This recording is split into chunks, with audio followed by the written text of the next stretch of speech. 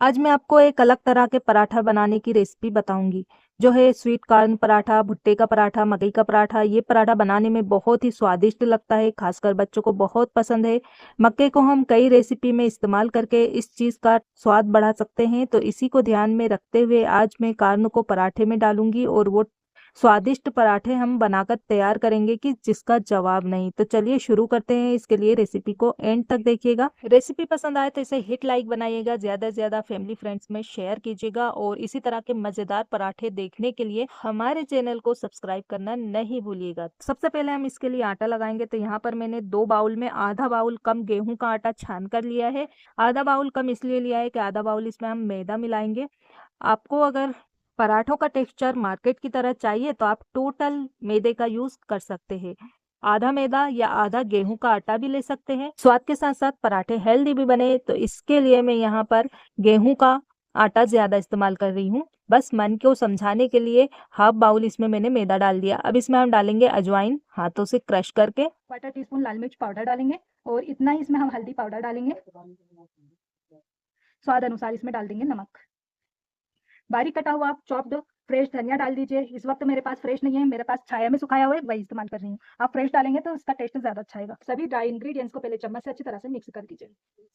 इसमें हमें कोई तेल वगैरह नहीं मिलाना है मोयन के लिए, बस नॉर्मल पानी डालते हुए इसका आप डो लगा लीजिए। तो इसका डो हमें पूरियों जितना टाइट लगाना है और थोड़ा थोड़ा पानी डालते हुए आटा लगाना है। एक साथ पूरा पानी आटा नहीं डालना है, नहीं तो आटा जो है गीला हो सकता है। आटे को सान सान कर हम एक साइड पर रखते जाएंगे। आटा हमने लगा लिया है, अच्छी तरह से गुन गया है।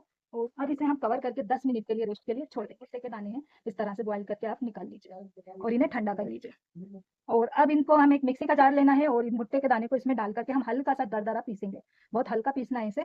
और यहाँ पर मैंने 4 भुट्टे के दाने निकाल लिए थे। देखिए इसे हम पीस लेंगे, तो हल्का सा स्ट्रोक देना है हमें, बस। हाँ, इस तरह से पीस।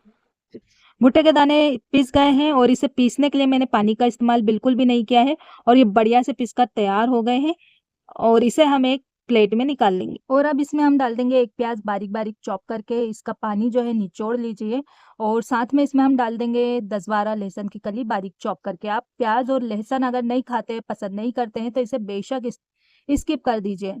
और साथ में डालेंगे 5-6 हरी मिर्च बारीक चॉप करके। ये ज्यादा तीखी नहीं है, अगर बच्चों के लिए बना रहे हैं तो फिर हरी मिर्च स्किप कर दीजिए। हाफ टी स्पून ब्लैक काली मिर्च का powder, chaat masala powder 1 teaspoon, half teaspoon लाल मिर्च पाउडर, चौथाई टीस्पून हल्दी पाउडर,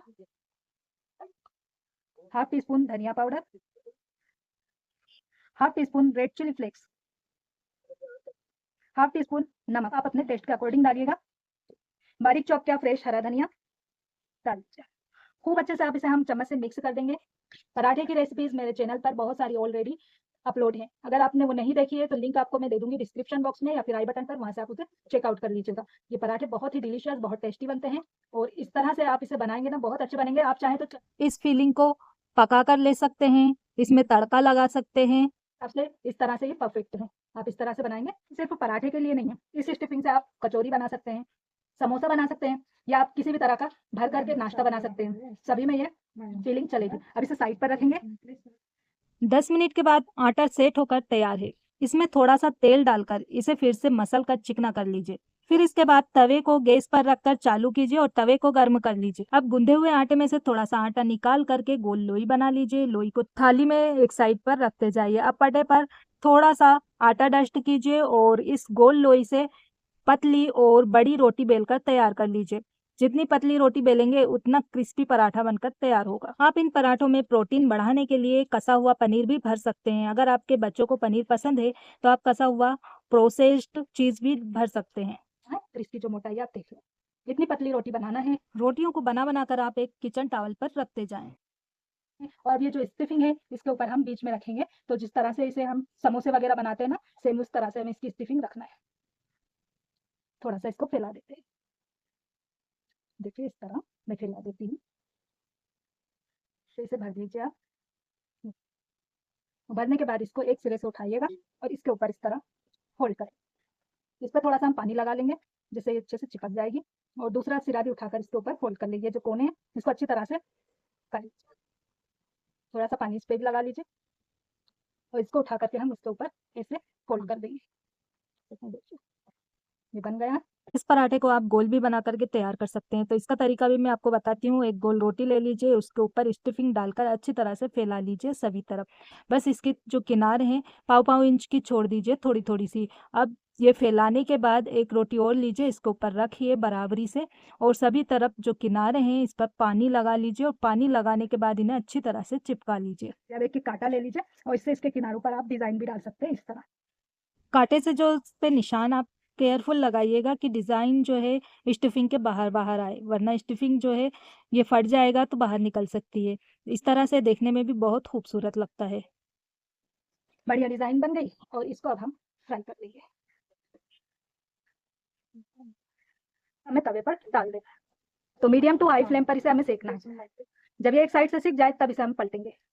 स्पैचुला से हल्के हल्के से प्रेस करते हुए पराठे को हम सेकेंगे और इसे फिर से पलट लेंगे और पलटने के बाद इसके ऊपर थोड़ा मक्खन डालेंगे और मक्खन डाल करके इसे पलट करके अच्छी तरह से क्रिस्पी होने तक फ्राई करेंगे। स्पैचुला से हल्के से प्रेस करते हुए सेकना है। आप देखेंगे पराठा फूलने लगा है और जब पराठा नीचे साइड से अच्छा क्रिस्पी फ्राई हो जाए तो इसे पलट लीजिए और पराठे के नीचे भी हम थोड़ा सा मक्खन डालेंगे और इसे अच्छी तरह से दूसरी साइड से भी क्रिस्पी और करारा सेक लेंगे। तो आप देख पा रहे होंगे पराठा हमारा कितना अच्छा फूला फूला बन करके तैयार हुआ है। ये दोनों साइड से बढ़िया सिक गया है। इसे हम प्लेट में निकालेंगे। गर्म हो गया है तो इस पर हम ये पराठा डाल के सेकेंगे। जब एक साइड से थोड़ा पराठा हो जाएगा तब इसे हम पलटेंगे। इस तरह आंच को धीमा कर लीजिए और मीडियम टू हाई फ्लेम पर इसे हम सेकेंगे।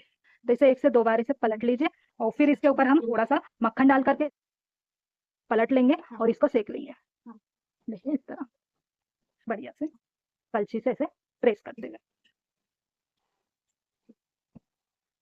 धीमी आंच पर। एक साइड से सीख जाए तो इसे हम पलट देंगे। इस तरह देखिए कितना अच्छा इसमें कलर आया है और ये देखिए थोड़ा सा मक्खन नीचे साइड भी डालेंगे जिससे अच्छी तरह से सीख जाएगा पराठा हमारा।